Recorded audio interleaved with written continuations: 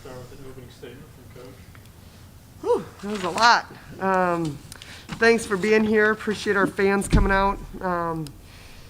Just really proud of these girls. I told them in the locker room I'm as proud of them tonight as I was after our South Carolina game, and I really mean that. We've got some players that haven't practiced for over 10 days.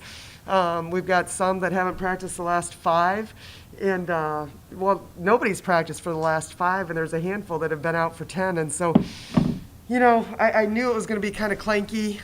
It's just hard, rhythm, timing, getting your legs back under you. It's just, it's crazy. It's been like the wild, wild west. You go from day to day and not knowing if you're going to have a individual workout to a team workout and waiting to see who's been contact traced. And, it's a lot, but we do talk a lot about controlling the controllables. Events are going to happen. How are we going to respond? Every team in the country is going to be going through this at some point, if they haven't already. And we've got to just control what we can control. And even though it might be clanky and our rhythm might be off, it should not affect our grittiness, our toughness, our attention to detail. And, they found a way to get it done tonight. Really happy for Asia with her 1,000 points. That's a really big deal. Really proud of this young lady over here. It's so fun to see her finally find her rhythm and feel, comfortable out there again. She had a huge night for us. We wanted to get her the ball a little bit more. I thought, give credit to Auburn. They really made it tough to make those entry passes. But the stat line, honestly, that makes me so proud of Day here is what she did from the free throw line. I feel like I'm constantly barking at her for the last 6 months about getting off the rim. She's too good of a free throw shooter. I think last year she was in the 60s, and we said this year we want to be in the 70s, if not the 80s. Actually, both of these guys are shooting so much better from the free throw line. So they found a way to get it done. It wasn't pretty, but showed some grittiness, some toughness, and leaned in and different, they found a way. And at this point in the season, being out of practice, that's what you got to do. You got to find a way, and they certainly did tonight. With that grittiness and toughness, I mean, to pull out 2 overtime wins in a row, especially today, like you said, with the kind of lack of practice. I mean, I know you kind of mentioned, learning a lot about this team 6 months leading into the season and kind of all those changes that took place. But have you learned kind of anything else about these teams the last, couple games being able to pull out wins like this? I would like to say yes, because I think I could create a really cool story for you, but no. I mean, this is the team that we said we were going to be 6 months ago. I mean, we made a commitment, and we knew it wasn't always going to be 70 and sunny, and we knew there was going to be hard days, and we knew there was going to be distractions and outside voices and frustrations, and, it's just part of the season. It's a marathon, not a sprint, but we wanted to live as close to our core values consistently as we could. And we're all human. We all have days where we, kind of veer to the right or left or get frustrated or, get inside our own head. But this group has collectively leaned into those core values and have shown up every day and pretty darn consistently lived out the core values that we said we were going to live out. And I'm really proud of them. I'm not surprised. I've been with them the last 6-7 months, and it's been a really cool journey. And again, we know we got a lot of games in front of us. We got so many dogfights ahead of us, it's not even funny. But I'm not surprised with where they're at because they've earned it. Last year, this time, I couldn't have said they earned it. They have earned it to be where they're at today. And just to confirm with the practice timers, did you guys end up, having a practice yesterday? Or? Yesterday we did. Yep. And then you get caught in that fine line of, okay, we haven't practiced, so you want to get some, and we don't have a scout team right now. And so do you get up and down and try and get your rhythm back and your legs back, or do you save anything you potentially have for the game? So just to balance that was a little bit of a challenge too, but they obviously did a good job. I probably didn't rotate very well tonight. I thought I probably missed some subs and trying to keep these guys fresh, but I just kept telling them they had more in their tank and they had to fight through it, and they did a good job doing that. They said another 40-minute game tonight, but what was the difference between tonight and last week when you split the 3 rounds? Not really that much of a difference besides, I just realized, the crowd, they did make a difference in our game against South Carolina. So it was just trying to keep my teammates up throughout the whole game and just trying to bring the energy.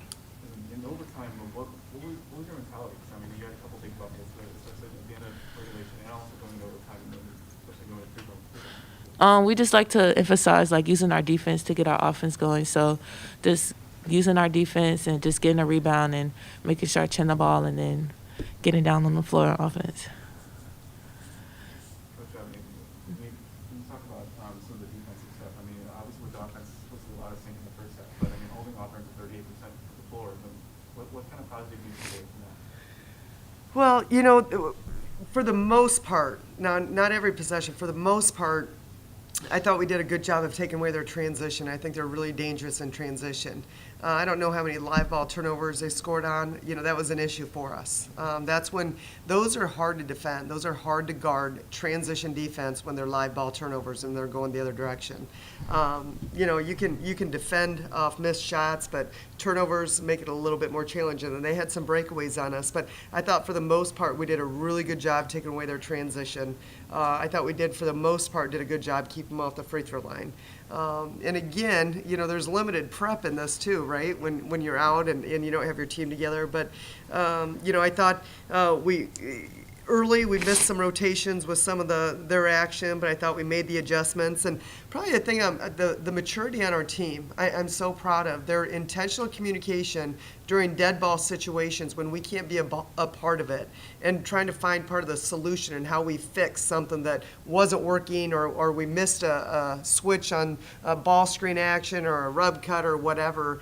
I think that shows great maturity out of this group, and that's huge for us. Huge, great leadership. Asia, did you have any idea you were close to hitting 1,000, and how did it feel to hear that come over the loudspeaker? Yeah, I didn't know, but it feels good. It's a good accomplishment. But just thankful for my teammates and my coaches for helping me grow over the years to be able to reach that accomplishment. For anyone else, did you notice something kind of flipped in the overtime? It was kind of hard to score, but then you guys got 13, and I think they only got 4 in the overtime period. Did you feel anything kind of switch at that point? Just really just locking in and making sure we get a stop on defense. Like, it was just all defense first, and then our offense will come to us naturally. Second that. Coach, obviously 2 very different games, South Carolina and this game, but you kind of touched on a little bit. What is obviously grittiness in that game, grittiness in this game? What kind of did this game specifically show you about your team's fight, especially with all you guys have been through the past week with the COVID protocols and everything like that? Just again, maturity, great leadership in that locker room. We talk about that all the time. On good teams, on poor teams, nobody leads. On good teams, coaches leads. On great teams, players lead. And it's hard to always be a leader, right? It's hard to always have your mind right. But to challenge these guys to make sure they're leaning in and using their voices and saying who they said they were going to be 6 months ago. And the response, the quick response, and the ability to get in that mindset and put, we over me, that's huge. But again, I'm really proud of them, but I'm not surprised because we've been through a lot. We have, and I'm not surprised. I just think they're a hard-nosed, gritty team. Nobody cares who gets the credit. They celebrate each other's success. It's got to be about the front of the jersey if we want to have a chance to do anything, and I think they've really bought into that. On any given night, who knows who's going to step up? But any personal recognition, last week we had a couple that were co-players of the week. Let's celebrate the heck out of them because it's our team success. There's so many things that Mama did. Mama's strong or smart enough to know that even though she wasn't player of the week, man, she impacted that game in a huge way. And I mean, you could just go up and down the lineup. So it's going to rotate, and as long as we don't care who gets the credit, there's an opportunity to do something really special this year. Coach in our last press conference talked a lot about you. She don't need to hear all that. I gotta stay on her. Building the confidence in the coach, and I think at one point I heard these coach say, "Go up," and it's a career high for you. And I guess do you think that something with your confidence is starting to click? Yeah, most definitely. And, just having her always on me, like just being strong and just looking to score when I get the ball that deep. So that really just been helping me. I guess with Asia, on review, just, having the limited practice and then, being in this overtime period, can you just kind of walk us through fighting through that, fatigue there? I think just thinking back to the last 6 months and just finding something deeper, getting outside yourself and just fighting for the team at the end of the day, fighting through fatigue. For project, was that hard to kind of buy into? Okay, you have to go through the grind of all of the, hardships to have a night like this? Was that hard to buy into for everyone? No, not really. It's all about really just trusting the process and just realizing our goals and like where we want to be. So it's always hard work to get to your goals. Is there an X's and O's adjustment in the third quarter on defense, or was it just turning up the intensity? I really think we just turned up the intensity. And again, I never felt like the whole game, yeah, we had some mishaps. We definitely did. We missed rotations, maybe weren't, where we were supposed to be. But I never felt like it was our defense that was killing us. Now, I didn't want our offense to start dictating our defense, and I'm really proud of them because there's been games in the past that we have allowed our offense to dictate our defense. They had some mid-range shots in the first half that I don't personally think that's their strength. I think they're better when they're going downhill. And so we knew, that we had to live with that a little bit because that was part of the game plan. But I thought we did a good job. We did adjust switching on the ball screens. We were hedging, and then that second half we went to more of a switch. And I thought, our post players were a lot more active in that second half on those switches. Instead of a low wide hedge, it was a little bit more higher and more active to try and take away that mid-range. But, it was really taking care of the ball, not allowing second shot opportunities that I thought were so key for us down the stretch. I think the word used was clanky to describe how the team might. What would you use? Give me a better word. You're a writer, but that's how it felt. How did it feel to you guys? Clanky. Clanky? How do you spell that? Yeah. How do you spell that? Clank. No, yeah, but honestly, like you have to give, yes, part of it was fatigue. No doubt, and not having the practice. But give proper credit to Auburn because they hounded Mama. I mean, they really made it hard to make those entry passes, and they did a good. And we haven't practiced against that. That's probably we've played against some defense that's similar, but not quite like that. And so you got to give them a lot of credit for just being aggressive, on-ball defenders in the passing lanes. And so give them credit. And I thought us not having practice probably, magnified the challenges that we had with it. But then you come on the other end still with the win. I mean, just what message does that send to, the team about what is possible when you guys play that way but still kind of win? Yeah, well, let's not put ourselves in that position a lot. I mean, that's my message to them. We made that maybe a little bit harder at times than we needed to, but I also had a lot of grace because I understood what happened over the last 10 days, 12 days, and who was in and who was out, and I knew it was so important tonight that, we stayed patient with these guys. We know they want it. As a coaching staff, we know they want it, but we also, knew going in that it was going to be a little clanky. And so we had to have some patience and just, get in the trenches with them and just continue to encourage them and control what they could control. Robin, the 12-0 run you guys had towards, the end of to take the lead towards the end of the third quarter, just, how big was that and what did you like from the team during that stretch? Well, huge, and we got shots. I mean, that was the big thing. How many turnovers we end up with? 20. Whew. I mean, that makes it really hard, when you're not getting possessions. But we've got a lot of weapons. We've got an inside game. We've got an outside game. We've got penetrators. So there's a lot of weapons there, but you got to give yourself a chance. And we talk a lot about the difference between live ball versus dead ball turnovers. But, I think probably in that stretch, we actually gave ourselves a chance on the offensive end. And we got a lot of players that I think shoot it at a pretty high percentage. And so started to play with more pace around the rim. I thought, Asia did a really nice job as the game went on, playing with better pace, which is huge. When she plays with pace, she's hard to guard.